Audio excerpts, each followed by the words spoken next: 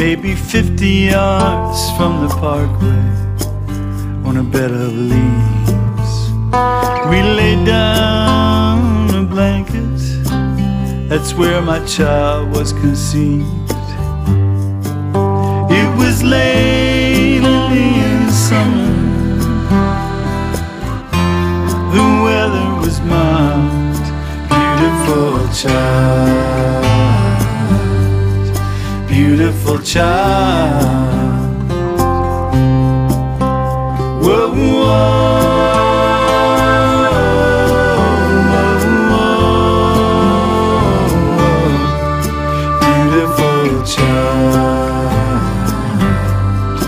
Beautiful child. So what you give away is given back to you, plus it's multiplied. All we ever really need to be told is everything will be alright. I lifted him up from the rushes and gave my thanks to the river now for my beautiful child, beautiful child. Whoa, whoa, whoa, beautiful child, beautiful child. All up and down the streets of my soul, church bells rang. In the middle of Times Square, I swear the angels sang to welcome this messenger of love. The statue of Mary smiled on my beautiful child, beautiful child. Whoa, whoa, whoa, beautiful child, beautiful child. Oh, my beautiful child, beautiful child.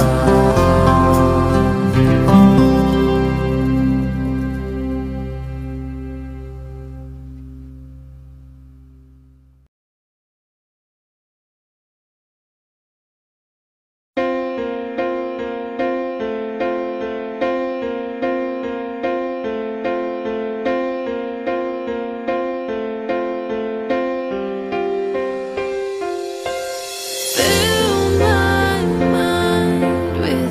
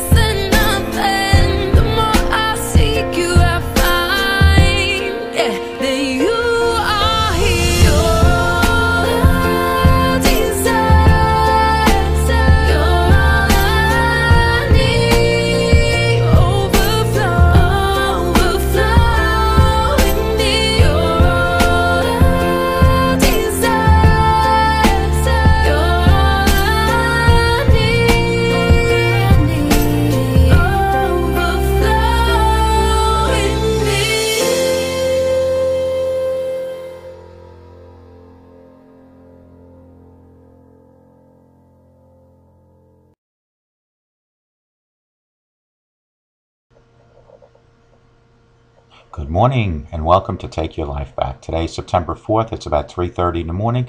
I just want to share with everyone something this morning. I saw a demonstration maybe about a month ago in reference to our dark side and the power of prayer. If you continuously pray over and over and over again, things will eventually become clear. Although a lot of times when we pray to God, we don't get answers right away. But if you continuously pray over and over, things become clear. So the demonstration involves this bottle, and if you see, the inside of this bottle is all dark liquid. That represents our dark side. And this cap represents our limitations. So we as a human, which is the bottle, have limitations, which is this cap. So what I'm going to do is I'm going to put this bottle into the sink and we're going to do a demonstration. So let me put that there. I'm going to turn the camera around so that everybody can see it. And hopefully you folks can all see it now. Okay, so you see the bottle. I'm going to turn the water on. Okay, so now everything inside is dark, which represents our body and our inside. And what I'm going to do, and this clear water represents our prayer. So you see the continuous water running. I'm going to now, as the prayer, as we're praying, I'm going to lift our limitations, which is the cap. And we're going to slowly add our prayer to this. We all go through dark times. I mean, I've had some dark years. I just didn't understand everything that was happening. I'm going to admit it that I'm not a super patient person. I tend to want answers right away and know what's happening and what I can do to solve it. I don't like not being happy and confident about things. It's just not who I am. But when I get down, it takes a lot for me to get back up. If we pray for a sign, which is this, the water is prayer, but just give up because we feel like God's already heard our prayer and He knows what we need, but He hasn't answered. It's kind of like when we were kids in the toy store and we kept asking our mom and dad for toys, but we never got any results. Yeah, it never worked for me either, but you get what I mean.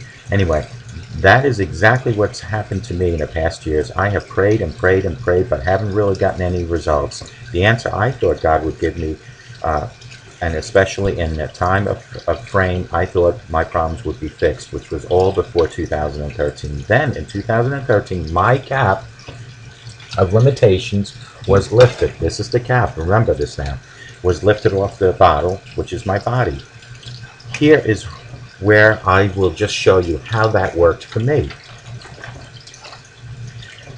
So basically we all have dark sides, which is what's in the bottle, was in the bottle. We are facing, and we take the limitations off our mind, which was the cap I lifted. Don't limit what He can do, because we have to just trust in the Lord. That sometimes even after we pray and we just give up, and it is often why we get defeated. However, even though nothing has really changed, we just keep praying. That's the prayer, the sign of the prayer, the flowing word. Just keep praying and never ever give up praying. And if we do that and devote ourselves completely to the Lord, He will pull us through. The dark times will go away and we just have to be patient. I know it's hard. Being patient truly is a virtue. But by never ever giving up on prayer, it's going to show you that God will eventually answer all your prayer. And the more we pray, which is this water going into the bottle, one day everything will become clear. You see how clear this is now? That is the power of prayer. Folks, I think that demonstration says it all. If we had a bottle which represents our body, and the bottle, everything was dark on the inside, and the water coming out of the faucet represents the prayer, day after day after day, just keeps adding to the darkness which was in the bottle. Eventually all that prayer has to turn what was dark inside this bottle, which is our body, has to change and become as clear as this water in here. That, folks, is the power of prayer. Hello folks, my name is Ralf Friedrichs. I just want to share my story with my situation back in 1981 in the United States Marine Corps. I was sitting in a chapel during boot camp, and a chaplain tapped me on the shoulder and asked me to come into his quiet room. As I was walking into his quiet room, I had no idea what he wanted from me. It was then that God was setting my life in motion. So the chaplain sat me down and he says, Ralph, I've noticed that you like to help people, you motivate people, you're always walking around with a smile. And I wanted to know, this is the chaplain saying this to me, I wanted to know, Ralph, would you like to volunteer and become a lay leader? And of course, I had no idea what a lay leader was. So he explained to me what a lay leader was. It's somebody that is a liaison between the recruits and the chaplain. So when the recruits have issues, problems, or anything like that, they go to the lay leader, and they go to the chaplain as the lay leader to let the chaplain know of the situations that are happening. It was then in 1981 that God already had a plan for me, and what when there from that point on was that God realized that no matter how long it would take for me to achieve what God already knew what was going to happen to me, He would let me go down into the worst extremes in life. So from 1981 as a lay leader, and I'm going to show you the medal now with a lay leader, the front and the back. This is the back of the medal, and then the front looks like this. So in 1981, at Paris Island, South Carolina, when I became a lay leader, God already had my life set in motion. But again, He wanted me to set my own course in life. So I went down the years and the course of my life and did some of the worst things possible to my own body through alcoholism. God already said to Himself, well, I'm going to wait for Ralph to get close to hitting rock bottom. So from 1981 until 2011, which is 30 years, God came to me again and He said, Ralph, are you ready to continue helping other people? That's when I formed Mastic Beach Outreach 2011, and what that was is for older people and mentally and physically challenged people, that my wife and I would help them by giving them clothing, food, possibly, like in one case, tires for someone's car. And so God said, okay, he is getting better, but he's still not ready to do what I really wanted him to do. So in 2011, I continued my alcoholism to the point of 10 to 15 shots a day. As time went further, two years down the road, it became worse and worse with my alcoholism. In 2013, God finally put His big hand on my head and says, are you ready now? That is when I hit rock bottom. June 22nd, 2013, I reached out and I finally admit that I had an alcohol problem. It was then when God lifted me up and set my life in motion for today, September 2nd, 2014. So from 2013 until 2014, I continue educating myself and you, others, through my websites, through my videos on how to battle with addiction. And God saw this, and He said to Himself, Ralph is still continuing helping people. So in between 2013 and 2014, as time was going by, and I proved to God that I was really reforming myself, that God introduced me to Dr. Luis Gonzalez. I had been toying with the idea about becoming a substance abuse counselor until I ran into an article about recovery coaching. So I thought it was very ironic that God had planted Dr. Luis Gonzalez from Starting Point, that's StartingPointMN.com, 844-414-8444, into my life. Dr. Luis Gonzalez gave me the educational programming to turn me into a recovery coach. So while I was training for Dr. Luis Gonzalez to become a recovery coach, and today, my father comes from South Carolina to visit, and we're looking at my shrine, which my wife calls a shrine, which is all my Marine Corps ribbons and medals. And my father asked me, Ralph, what is this medal for? What is this particular medal for?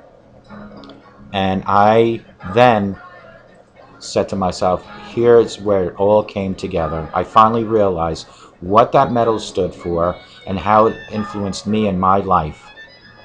It was back in 1981 that God knew already that I would eventually, towards the middle or 60% of my life, be out to help other people, to continuously help people, to motivate people, to coach people. So it was from 1981 to 2011 that I ran my life to the ragged ends, to the pit of the worst. And then from 2011 to 2013, even worse than that. And then June 22nd, 2013, finally helped myself up with the grace of God. And in 2014 became an addiction recovery coach. And all that epiphany came to me due to my father asking me what this stood for. This particular silver medal. When he asked me that, it all finally came together, that God had bigger and better plans for me. And this is what I'm telling you, folks. There is a plan for you. No matter what the plan might be, you don't know what it is, but there is a plan for you. It's just a matter of you figuring it out. So why don't you let me help take your life back? Thank you. God bless you, and have a sober day. Good morning. My name is Ralf Friedrichs, and welcome to Take Your Life Back. Today we're going to talk about 11 facts about teens and drug use. Let me just turn this music down. Okay. I hope everybody had a great weekend. Yesterday on Facebook and on Twitter and Google, Dig, Yahoo, Instagram, not Instagram, I'm sorry.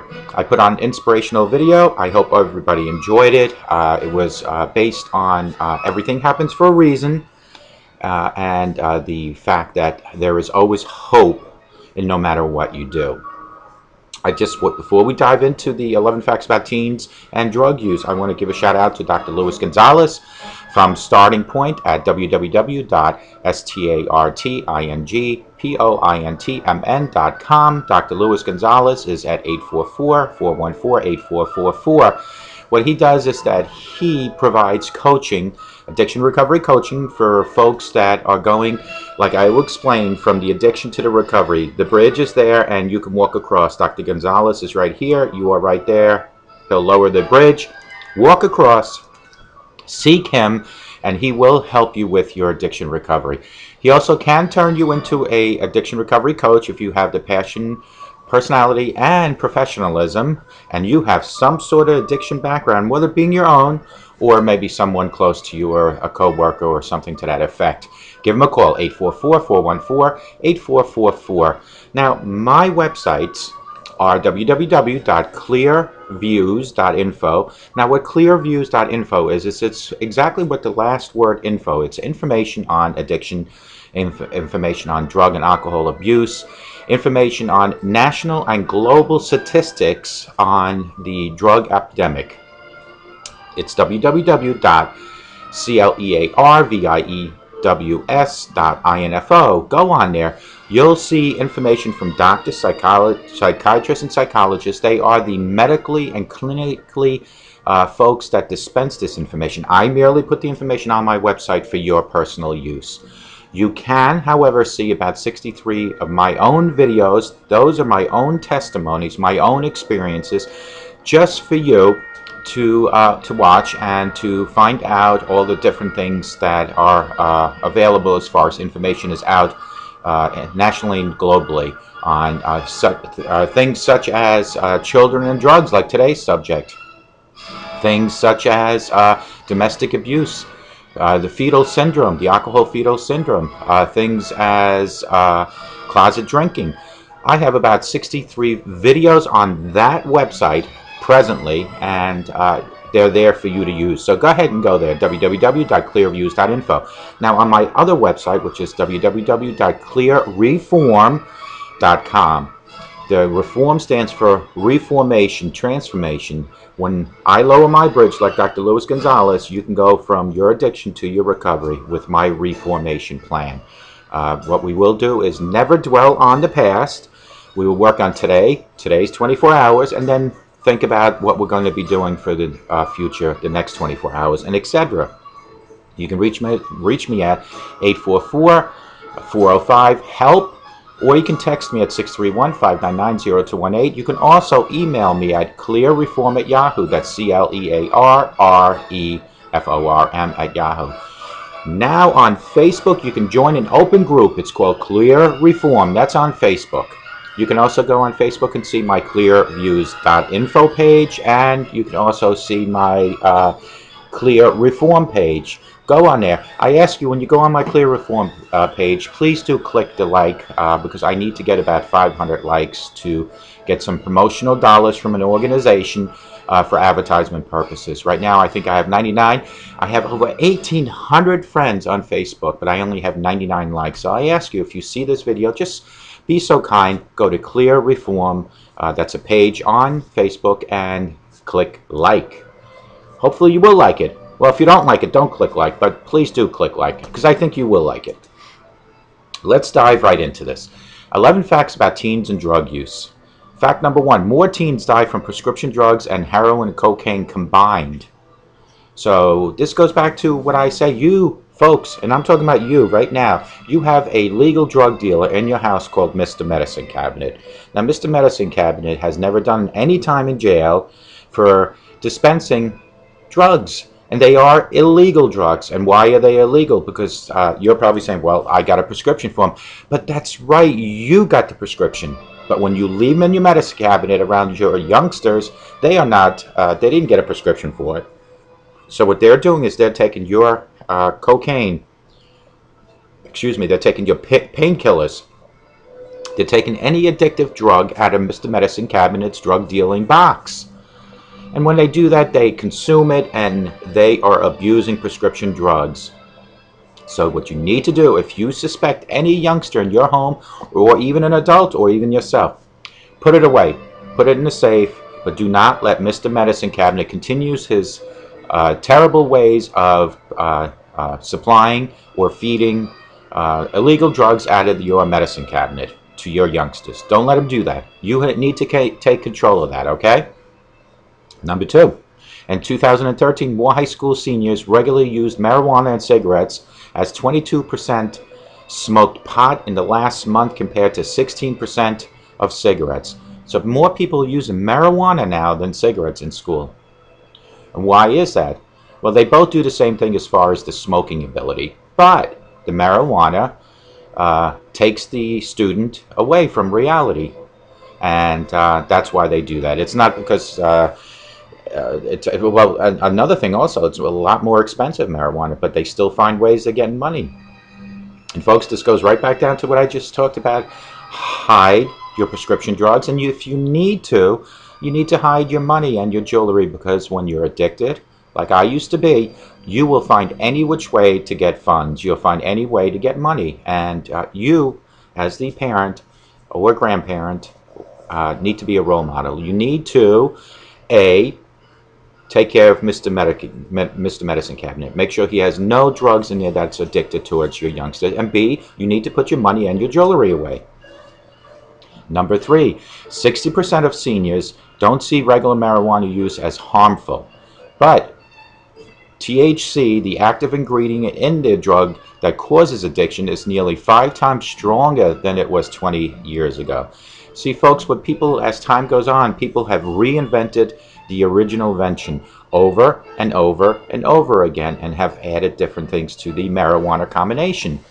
So now it has become 5 times stronger. So what used to be one joint back in the 70s is now considered really considered 5 times the effect of one joint. So, you know, well, first of all, they shouldn't be smoking marijuana in the first place. But do you see the dangers of it? Number 4, 1/3 of teenagers who live in the states with medical marijuana laws get their pot from other people's prescriptions. Now, Mr. Medicine Cabinet, the illegal drug dealer in your bathroom, he probably doesn't have marijuana in it. And if he does, then you folks, as parents and grandparents, have bigger issues than I thought. Because if you're keeping marijuana in there, then somebody needs to really come in and take a good look at you. But they're getting it from other people who do have prescriptions. So that's what they're doing. And we need to keep an eye on all these things. Number 5, the United States represents 5% of the world's population and 75% of prescription drugs taken. 60% of teens who abuse prescription drugs get them free from friends and from relatives. It's bad enough they get it from friends, but now your own relatives are giving them prescription drugs. Your own relatives, meaning you, maybe, because if you haven't taken care of what's in your bathroom, then they have access to all that. And shame on any relative of yours that's given your youngsters prescription drugs to get high on. Shame on them. And if they get caught, they will be prosecuted. Number 6, Etadrol use, often prescribed to treat ADHD, has increased among high school seniors from 5% in 2009 to 8% this year. And this is based on 2013 from the Mayo Clinic. Rose 3% in 4 years. At that rate, by the time our grandchildren, let's say if they're 5 or 6 or 7, by the time they hit 20, that will be at an astronomical percentage of maybe 25%, folks. Number 7, 54% of high school seniors do not think regular steroid use is harmful. Why are they taking the steroids? I can tell you why. It's because in today's athletic society, everything is competition. Everybody wants to be the best at what they do, and the steroid use is to enhance the muscles and profound those muscles, or redefine the muscle base. And so they want to get the bigger muscles. Look at your wrestlers. Look at your football players. The steroid use is astronomical, and it was an epidemic in the baseball league. So 54% of high school seniors do not think regular steroid use is harmful. The lowest number since 1980, when the National Institute on Drug Abuse started asking about started asking about their perception on steroid use. Number 8, by the 8th grade, 28% of adolescents have consumed alcohol, 15% have smoked cigarettes, and 16% have used marijuana. This is from at 8th grade, 16%. Out of 100 8th graders, 16 have used marijuana already. Folks, what is wrong? And 28 of them have had alcohol. It goes down to what I say, and I'll say it again. We, as parents and grandparents or legal guardians, need to be role models. Monkey see, monkey do. That's my definition. If your child sees you smoking, they will smoke. If they see you drinking, they will drink. If they hear the profanity coming out of your mouth, that's exactly what you'll hear coming out of their mouth. And if you are involved in domestic abuse, they will not only go out and beat on people, but they will bully people. They think it's okay because their parents did it. What you do under your own roof is how you're going to reflect your children. Folks, I've said this. We have a book of life. Our book of life has our first chapter, which is our birth, and our last chapter, which is our death, whenever that might be. It is what you write in between there that judges you, not only in front of God one day, but judges you daily in front of your children.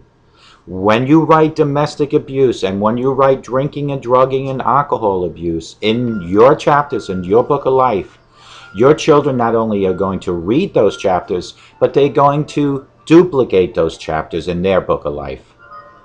Be a role model. If you have had bad chapters in your book of life, it's done. Today, September 8th? Let today, September 8th, be the first chapter in the rest of your book that's going to be positive, that's going to include perfect role modeling, that's not going to include alcohol, drugs, profanity, and domestic abuse. Let those chapters be in the beginning of your book, because I say this all the time. You will be judged by the end of your book, whenever that might be. From September 8th today until the end of your time, those chapters are the most important chapters, because people will remember you towards the end and not the beginning. This is why God forgives those sinners that go to Him and confess their sins and ask for forgiveness and accept Jesus as their personal Savior. Even if you're a murderer, God will forgive you. And as much as God forgives you for your sins that you have already committed, and from this day forward you tell God, I move forward and I'm going to be a good human, that's as much as other humans will forgive you for your beginning of your book of life compared to your ending. Because it's what the end of your life is, how you are going to be judged, and that's the most important part. Because we all have rocky beginnings Because as we get older, we get wiser, and from mistakes we learn. So let your book of life today, September 8th, 2014, start a new chapter with better things in it. Number 9, teens who consistently learn about the risk of drugs from their parents are up 50% less likely to use drugs than them. See, that goes to 50% because they learned from their parents, the role models. That's my point, folks. Is it so hard for anyone out there to comprehend the fact that monkey see, monkey do? If you're going to smoke, you're going to drink, you're going to use profanity, and you're going to abuse your spouse, how do you expect your children not to do the same when they see it consistently and every day? But let's flip the coin and say, if your children don't see you smoke, they don't see you drink, they don't see you hitting anyone, and they don't hear profanity. But what they do see is family night dinners, possibly family day outings, nothing but love. When there is any type of argument, that the family sits at the table, discusses it, and works on an action plan. Can you imagine if your children saw that, how they will be part of that statistic? Teens who consistently learn about the risks of drugs from their parents are up 50% less likely to use drugs than those who don't. Put your family in that statistic. Give your children a shot at life by showing them the right from the wrong in life. But if you give your children the wrong from the beginning, that's exactly what they're going to end up with. And shame on you if you can't, for 18 years, try to be the best role model possible. I'm not saying just for 18 years, but it is the most crucial time from birth of your child to 18 years old of what you put in, you get out. Number 10, 6.5% of high school seniors smoke pot daily, up from 5.1% 5 years ago. Meanwhile, less than 20% of 12th graders think occasional use is harmful, while less than 40% see regular use as harmful, lowest number since 1983. Number 11, about 50% of high school seniors do not think it's harmful to try crack or cocaine. 50% don't think it's harmful because they don't know, because it only becomes harmful when it affects either themselves or a friend. When somebody's life is taken on an overdose or taken by themselves due to the effects of crack and cocaine, that is when the message is clear. But the message can start already at home by the education of you to your children or your grandchildren. So that 50% went up twice, and twice, because back in the 1980s it was only 25%, now it's 50%. So about 50% of high school seniors do not think it's harmful to try crack and cocaine once or twice, and 40% believe it's not harmful to use heroin once or twice. In the 80s, this statistic was 25%, so it has doubled. Why do our youngsters want to try crack, cocaine, heroin, marijuana, and alcohol? It starts at home, yes, but society as such has become so demanding on everyone that it has caused people to either go into a state of depression, a state of addiction. Look at our celebrities. Look at Robin Williams. He battled depression for the longest time. And you know what? It wasn't Robin Williams that took his life. It was the fact of his past addiction and depression that took his life. Do you remember when I spoke about when somebody who is high or drunk says anything, it's not the person that's saying those words from their heart, it's the addiction talking for that person. Illicit drug use. Illicit drug use among teenagers remains high, largely due to increasing popularity in marijuana. The kids, the youngsters, are looking at marijuana like it was a cigarette, a turbo cigarette. A cigarette just gives them extra oomph. Marijuana use by adolescents declined from the late 1990s until the mid to late 2000s, but has been on an increase since then.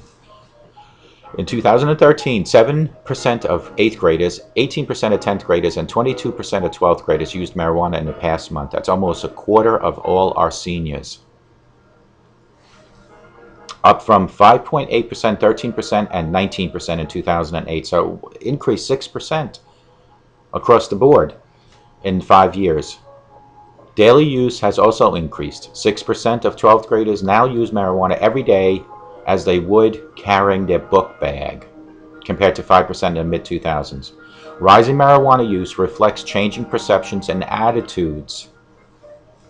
Historically, a perception of risk goes down, use goes up, and vice versa. Young people are showing less disapproval of marijuana and decreased perception that marijuana is dangerous. And why is that? Because now they're legalizing marijuana and somebody saying it's good for medical purposes. The growing perception of marijuana as a safe drug may reflect recent public discussion over medical marijuana, which I just said, and movements to legalize the drug for adult recreational use in some states. How is a drug considered recreational? Well, the same as alcohol is considered recreational. I say this and I'll say it again. Any recreational use of anything does become an addiction if not done in moderation. Now, I'm not condoning marijuana use or alcohol use. What I am saying is, in the hands of somebody who cannot control it, it becomes a lethal weapon.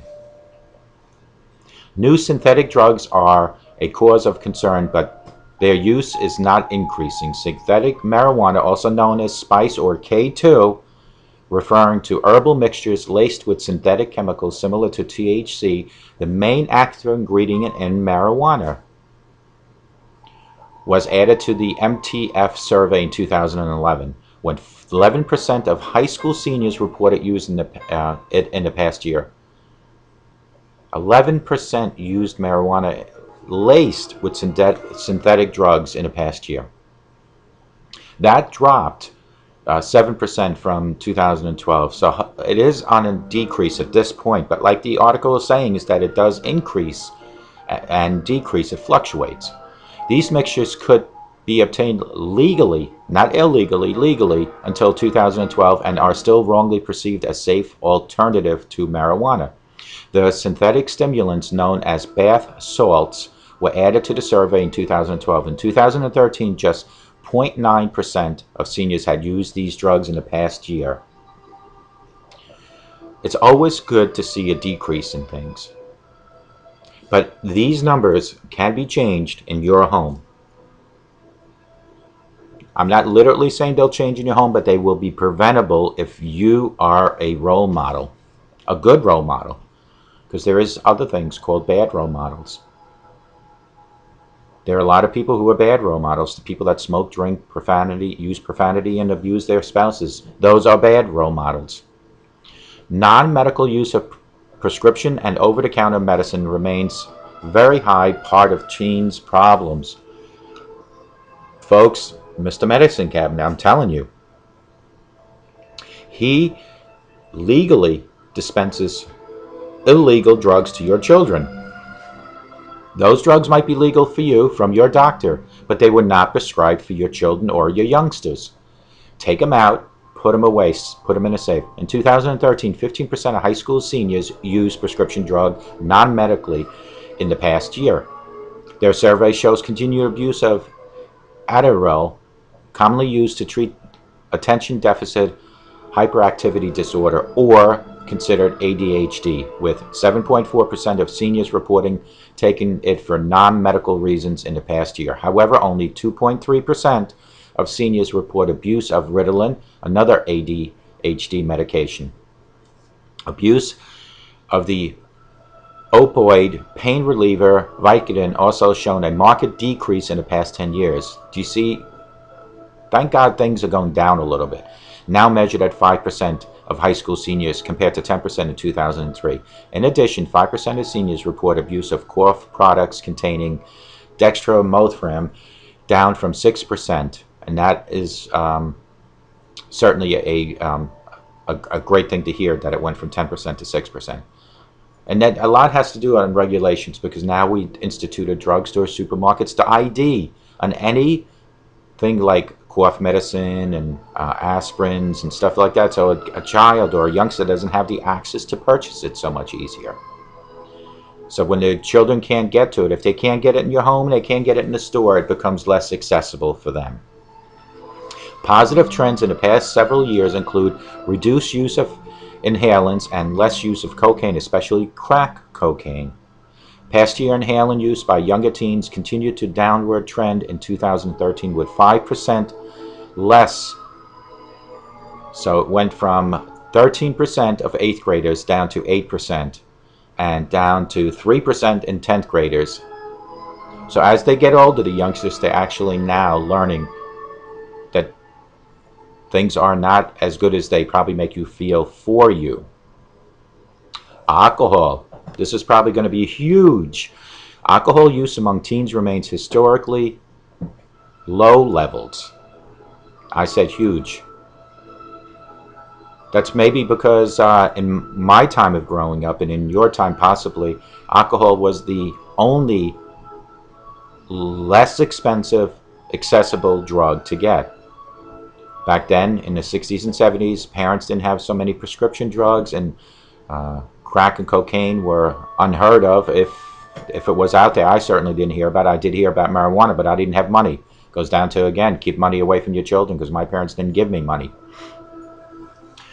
In 2013, 3.5% of 8th graders, 12% of 10th graders, and 26% of 12th graders reported getting drunk in the past month. Continued downward trend from previous years.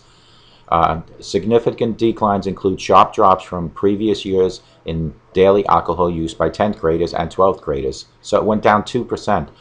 Yes, it's not a lot, but it is down. It's not going up. In 2013, 22.1% of high school seniors reported binge drinking. So listen to this, 26% have gotten drunk in the last month, but added at 26%, 22 considered themselves to be binge drinkers. These statistics went down from the 1990s, 1/3. But do you see the increase in synthetic drugs and in regular drugs, but the decrease in alcohol?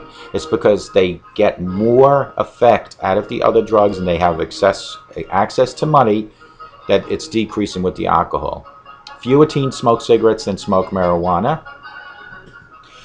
Cigarette smoking by high school students peaked in 1996 and 97 and has declined continuously since then. In 2013, 16% of 12th graders smoked. Students surveyed by the MTF were current or past cigarette smokers. The lowest teen smoking has been in history of survey. By comparison, of 22% of high school students were smoking marijuana. So the cigarettes are going down and the marijuana smoking is going up. They still can do both the same thing, which is smoking, but the marijuana gives the youngster the oomph, the high, and that's what the youngsters are looking for, and it's unfortunate. And why are they looking for it? Is it peer pressure? Is it what they see at home? Is it society? We can sit here all day and play the blame game, but the bottom line is, folks, it starts in your home. Other forms of smoked tobacco are becoming popular. However, the use of hookah, water pipes, and small cigarettes are raised public health concerns and have recently been added to the MTF survey. In 2013, 21% of 12th graders had smoked a hookah at some point in their past year, an increase of 18% in 2012, and 20% from 2 years prior to that. It has gone up tremendously. Tobacco, regular tobacco. Fewer teens smoke cigarettes than smoke marijuana. Cigarette smoking by high school students peaked in 1996 to 97 and has declined continuously since then. 2013, 16% of 12th graders surveyed by the MTF have currently said that they smoke cigarettes less and less, but smoke marijuana more and more. In 2013, 21% of 12th graders had smoked the hookah at some point in the past year, an increase from 18%. So the hookah and the marijuana have overtaken cigarettes, but the drugs, cocaine, crack, heroin, have overtaken everything, and the prescription drugs coming from your medicine cabinet have given us astronomical percentages also. Folks, we've talked about, and I want to readdress this issue. It's the book of life. Your book of life started whenever you were born. Mine was in 1961. God gave me a book. He gave me a pen, and he said, Ralph, you write your book of life now. And he gave you the same. What you write daily in your book of life are your actions, how you treat people, what you do to other people, and what you don't do to other people. So in 1961 until about 1979 or 78, my book of life was like an average child. And then I became heavily involved in alcohol, went to college, went into the Marine Corps, continuously drank. Didn't think all that drinking really mattered to anyone, including myself. So those chapters all, every year, kept saying, Ralph is a decent human, but he has a massive alcohol problem. Went into the Marine Corps. Then in 1981, sat in a chaplain in boot camp. Chaplain tapped me on the shoulder, asked me to come to his quiet room. I had no idea what was going on. Went into his quiet room, and the chaplain said, Ralph, one thing I've noticed about you during your time here so far is that you are a concerned fellow recruit.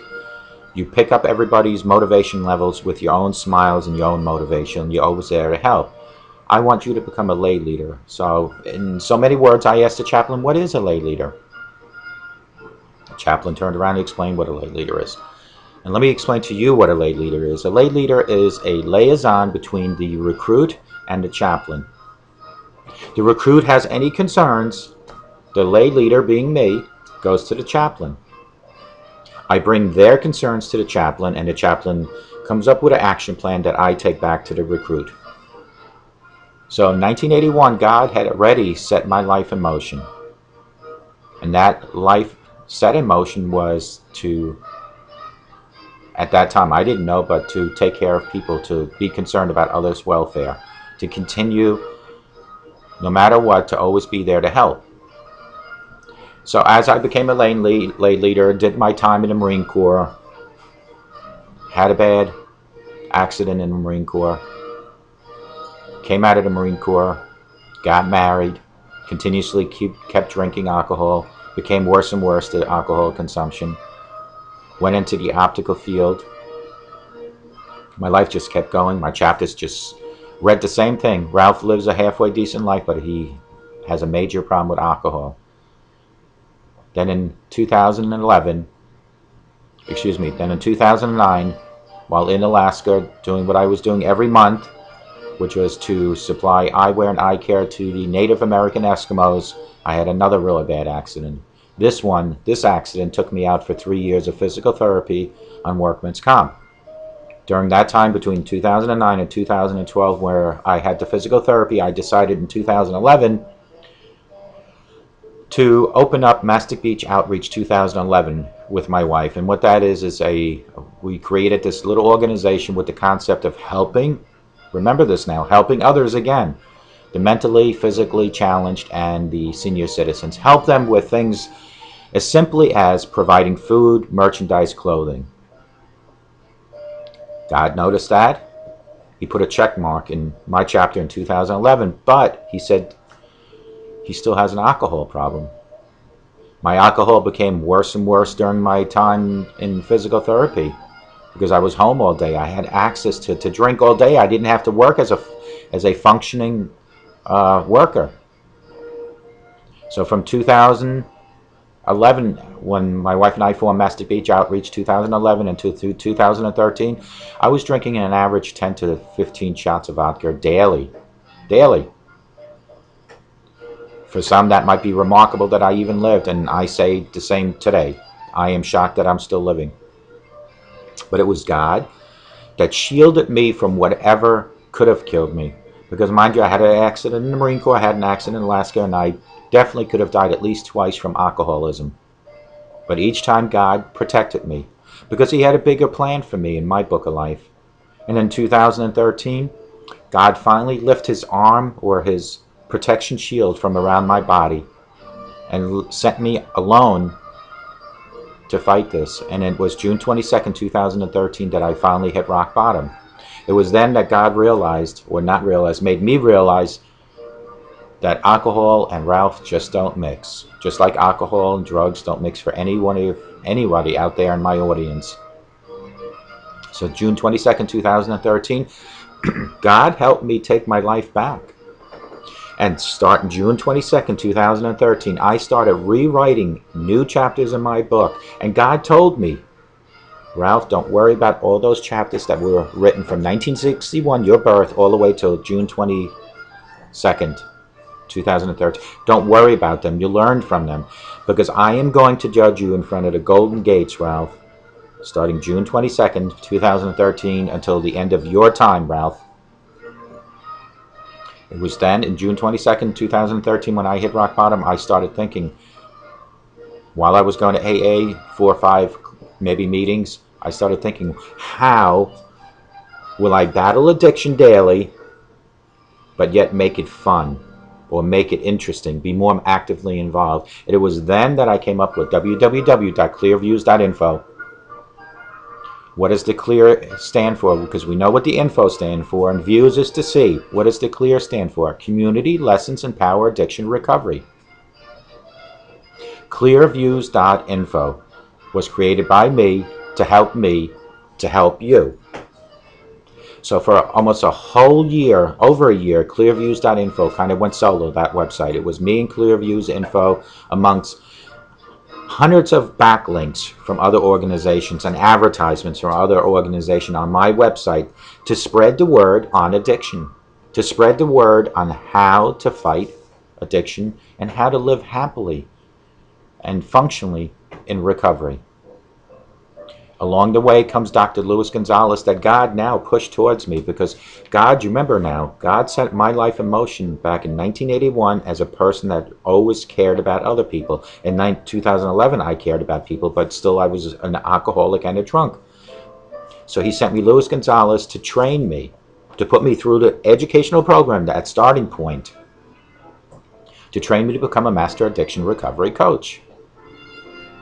So it was in 2014 that I took the educational program by Dr. Luis Gonzalez, passed, and am now a master addiction recovery coach. And now have formed another website, and that one is called Clear Reform. Remember the clear, Community, Lessons, and Power Addiction Recovery.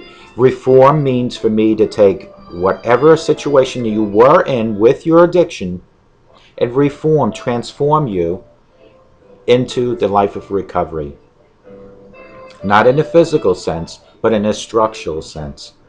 I will help you, like Dr. Luis Gonzalez, because here's the addiction, here's the recovery. I will put my drawbridge down and have you walking across, and we will sit together and we will come up with a structural program that will help you live with your addiction. I will never ever bring up your past. I do bring up my past for instructional purposes, but to show you folks that no matter how bad your past can be, there is hope. But there is only hope if you meet 2 things. Number 1, you need to reach to your higher power like God let me reach to Him. Like God protected me through all my accidents and possible overdoses of alcohol. God let me reach to Him in 2013, and that's what you need to do. And number 2, you have to stop denying that you have a problem. Because if you don't deny, if you do deny that you have a problem, and you just say you have a problem, but you're in your back of your mind you don't believe it, it'll never happen. So in 2014 I formed Clear Reform, and now in conjunction with clearviews.info and clearreform.com and many other stages that I have set for recovery addiction information, I am now on a clear path in my book of life to write nothing but good chapters. And every click that you see my hand is another chapter and another year, until one day that's the end of my book. That's the end of my time. But from this point on, all the way to here, were all good chapters. And that's what you will remember me by. And that's what I want to remember you by. Let all your chapters starting September 8th, 2014 be good chapters in your book. And set that concept of being a role model in your own home. If you're negative in front of your children will have negative feelings and give you negative results. If you want to smoke in front of your children, expect them to smoke. If you're going to drink alcohol in front of your children, expect them to do that. If you're going to run your mouth with nasty profanity daily, expect your children to do that. If you're going to hit your husband or your wife, expect your children to do that. I don't mean to be so blunt, but that's the only way to make you realize the child or the youngster has a monkey see, monkey do mirror image of you. Whatever you do, that child will do. Because remember, children look at us as parents and grandparents as their hero. So when they see you drinking and smoking and drugging and hitting and profanity, they think it's okay because, wow, grandma and grandpa or mom and papa are my hero, so if they're doing it, I want to do it just like them. Set the stage of life for your children. From the age of 0 to 18, it is your responsibility to make sure that you guide your child in the right direction. Once they leave your nest, hopefully you have taught them enough to continue their life in the right pattern. And if they don't, it is not your fault. Just as my parents put me through childhood, but when I went on my own into college and the Marine Corps, I'm not going on Jerry Springer or Murray and saying I became an alcoholic because my parents did this and this, or I did whatever I did in life because of my parents. I won't say that because it is my actions that I'm responsible for. But from 0 to 18, it is your actions in front of your children that you are 150% responsible for. And don't think you're not. If for some reason that you feel that you need to drink and smoke, do it behind their back. If there's a reason that you think that you need to use profanity, do it behind their back. And if there's a reason that you feel that you need to hit your husband or wife, go see a counselor, go do some type of therapy. And if it's consistently and every day, if you're the victim here, you need to call the authorities. And if you're the abuser here, you need to turn yourself into the authorities because you obviously need some kind of therapy. Domestic abuse is a non-tolerant allowance. Nowhere should anyone be hit for any reason. The smoking and drinking is controllable to some extent, but if domestic abuse is a non-controllable thing that you have, then you need to get help. If you cannot control your physical violence towards your husband and wife, you need to get help. And if you're the victim and you constantly take a beating from your husband or your wife, you need to go and call the police. Yes, they will be arrested, but you need to do that because on a smaller scale right now, which might be a slap or a punch, it will become on a larger scale, which could be a knife or a gun. So do something about it. Let's touch base on these 11 facts one more time. Fact 1, more teens die from prescription drugs than heroin, cocaine combined. Mr. Medicine Cabinet legally is dispensing your prescribed drugs, which now become illegal drugs to whoever is taking them that's not on the bottle. Their name is not on the bottle. It's a legal drug for them. In 2013, more high school seniors regularly used marijuana than cigarettes. 22% smoked pot in the last month. That's a quarter of our seniors have smoked pot in the last month.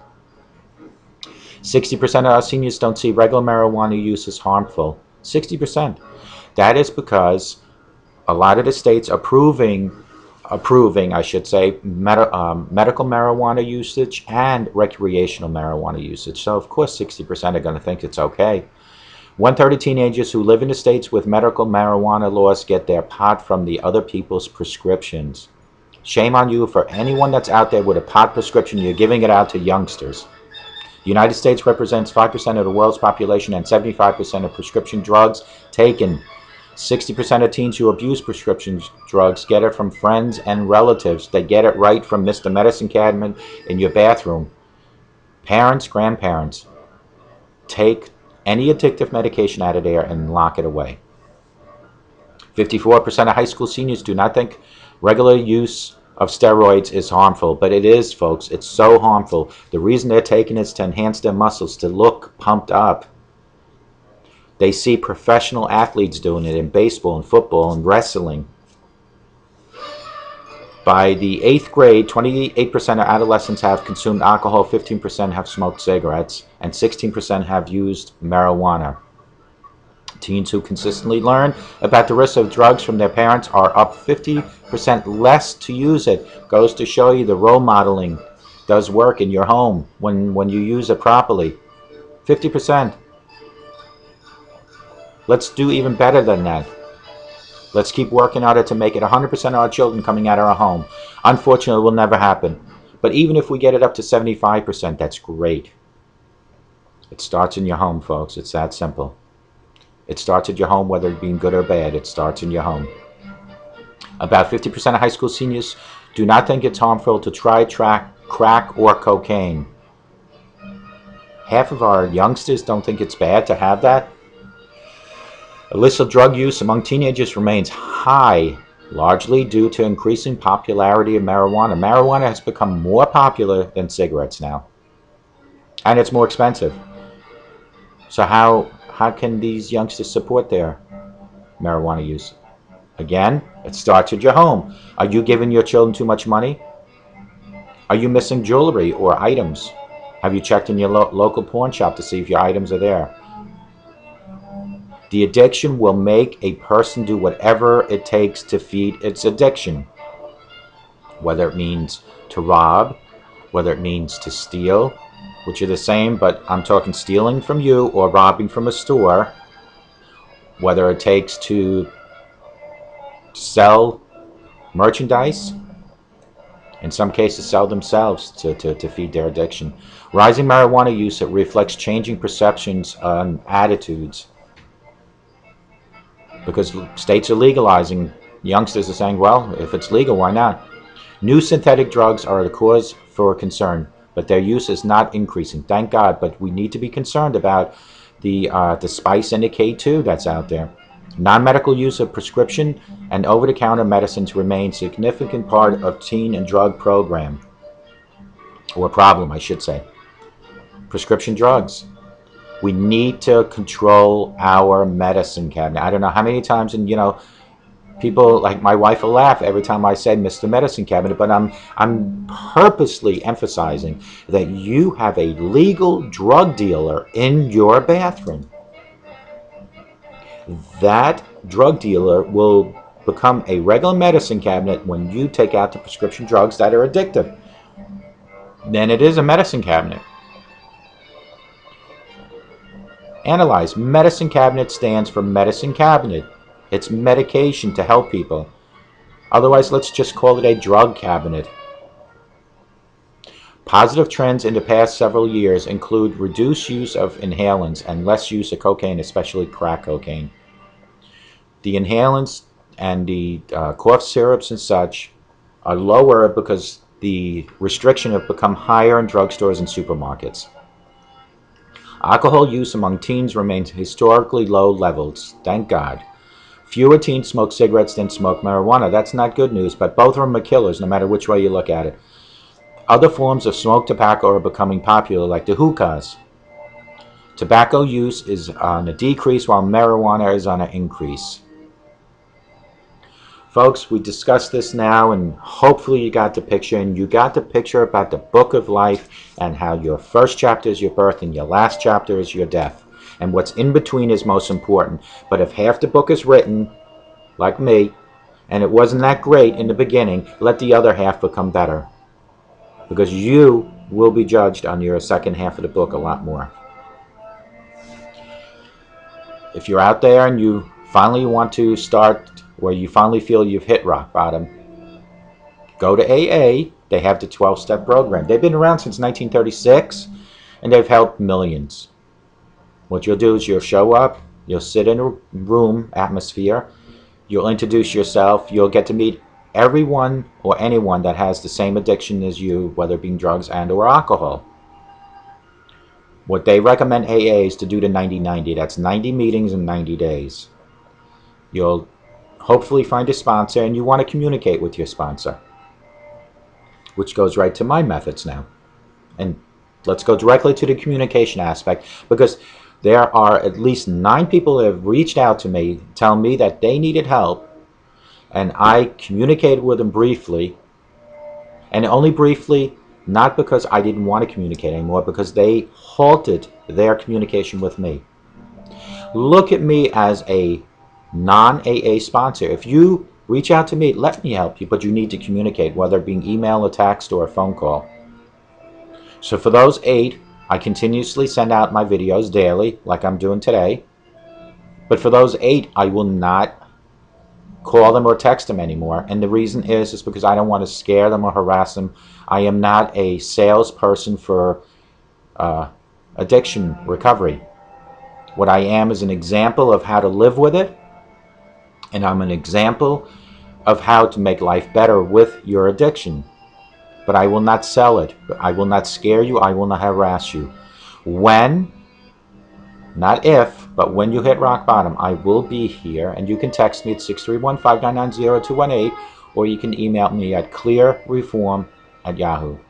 I will be waiting for you, and I will be here with open arms, open mind, 24 hours at a time to get you through your initial stages of addiction recovery and then on.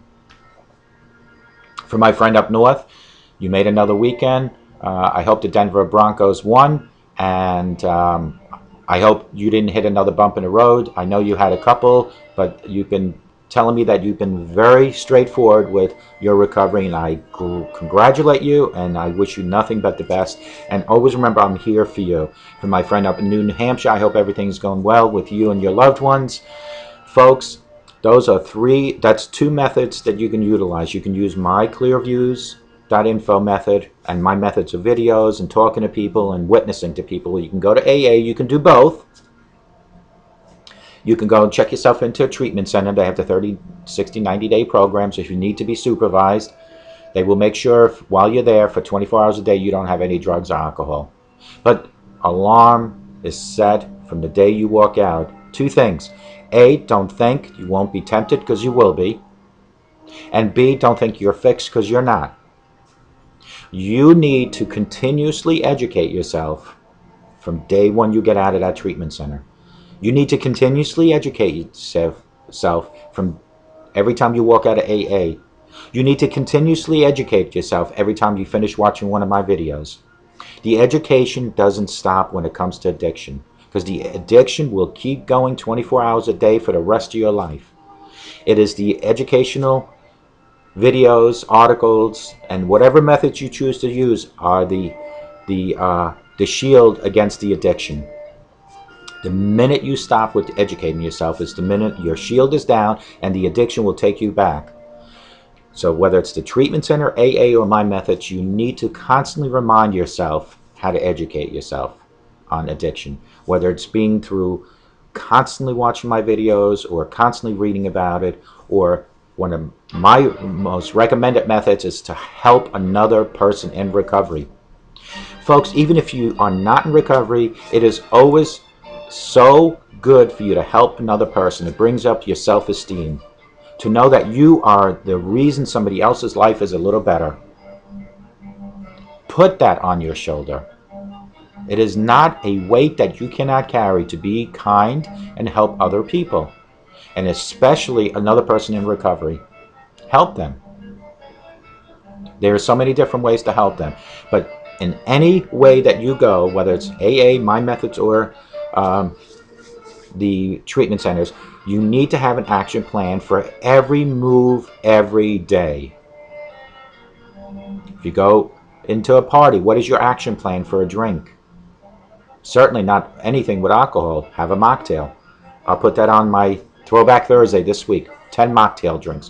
What is your action plan when you go to a beach and they're at the campfire? Everybody's drinking alcohol. What is your action plan? If there is nothing that doesn't have alcohol, tell people you want to take a walk, or tell people that the sun really gave you a headache and you want to go home. That is an action plan.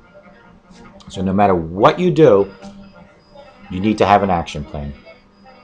But no matter which method you choose, you need to include your God. Folks, our God will help you through anything as long as you go to Him. I didn't go to God for all those years, yet He protected me from certain death. And He groomed and molded me to be where I am today because He knew I had the message, but I didn't have the willpower to overcome my addiction alone. He waited until I hit rock bottom and pulled me out of that pit. And here I am to help you, because when I help you, I help me. It's that simple. Every video is not just for you, it's also for me. Every article that I read is not just for you, it's also for me, because when I help me, I help you, and vice versa. We are soldiers in the fight of addiction together. And the more soldiers we get, the better chance we have of winning. And the more information we get into our minds, the better chance we have to winning. But it all has to include your higher power. Let the combination of your willpower to fight addiction and your God's love for you, conquer your addiction every day. You will go through day by day without even worrying about what day of counter. I don't even know where I am anymore. I'm probably at day 400 and something. I don't even know. We're what, September 8th? September 22nd will be a year and 3 months for me. June, July, August, a year and 4 months for me. So folks, after a while, you won't even be counting days anymore. You don't even think about alcohol. The only reason I think about alcohol every day is because I sit here and I read and I write things to you. But that is so good because I'm not thinking it because I want to drink it. I'm thinking about it to help you and me. And while I'm thinking about it, it constantly refreshes my memory of my book of life's chapters before June 22nd, 2013 that I don't ever want to read or see again. Let your book change today, September 8th, 2014. Let your new chapters be the best chapters for the rest of your life. Folks, today we spoke about the 11 facts about teens and drug use. Eliminate the illegal drugs that are in your medicine cabinet.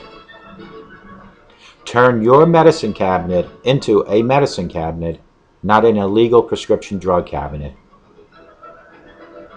It is that simple. If you need to reach out to me, 844-405-HELP, 844-405-HELP, Clear Reform, that's CLEARREFORM.com, or you can go on my websites, www.clearviews.info or www.clearreform.com. You can also find an open group on Facebook called Clear Reform. Come and join us. We have plenty of stuff to read there. You can also see my pages, clearviews.info and Clear Reform on Facebook. You can find me on Twitter, Dig, Google, Yahoo, Ask. You can find me on Bing. Find me on YouTube with 60-something videos. I am out here to help you folks. But it starts with you.